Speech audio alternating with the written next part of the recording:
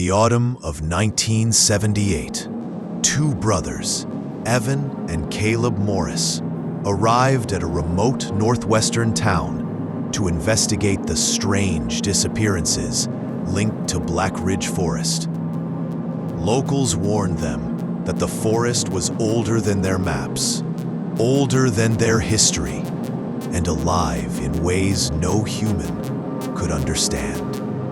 But the brothers were stubborn, driven by curiosity and the belief that truth was always explainable. The moment they stepped into the trees, the air changed, sound vanished.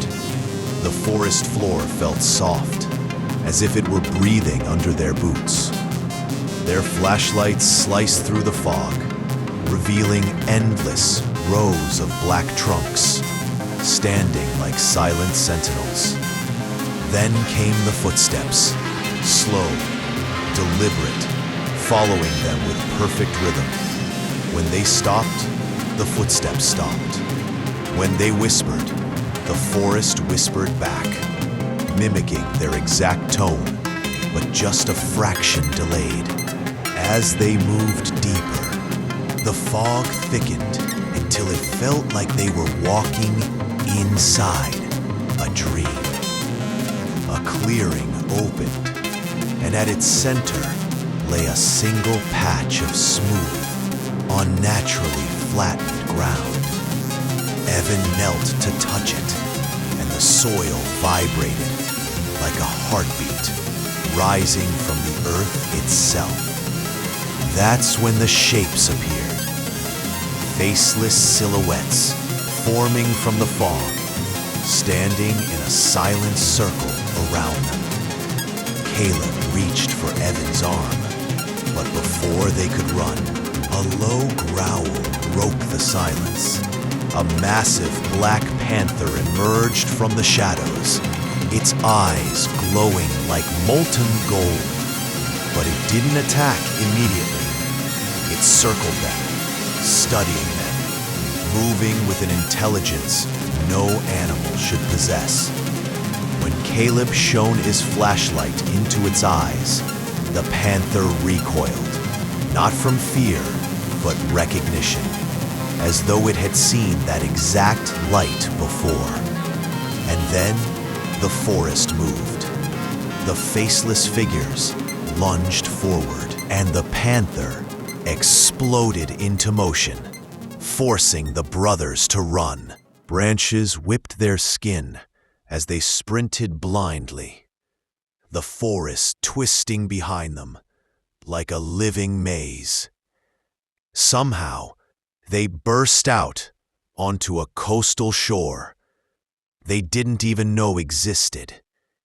Towering cliffs rose in front of them, and a massive waterfall crashed into the sea, glowing faintly under the moonlight. In desperation, they dragged an old wooden boat to the water and pushed off, just as something roared behind them, something not human. As they rode into the moonlit ocean, dot, dot, dot, dot, dot, dot. The water grew unnaturally calm, their reflections distorted, twisting into faces they did not recognize. Beneath the surface lay hundreds of pale, unmoving eyes staring upward.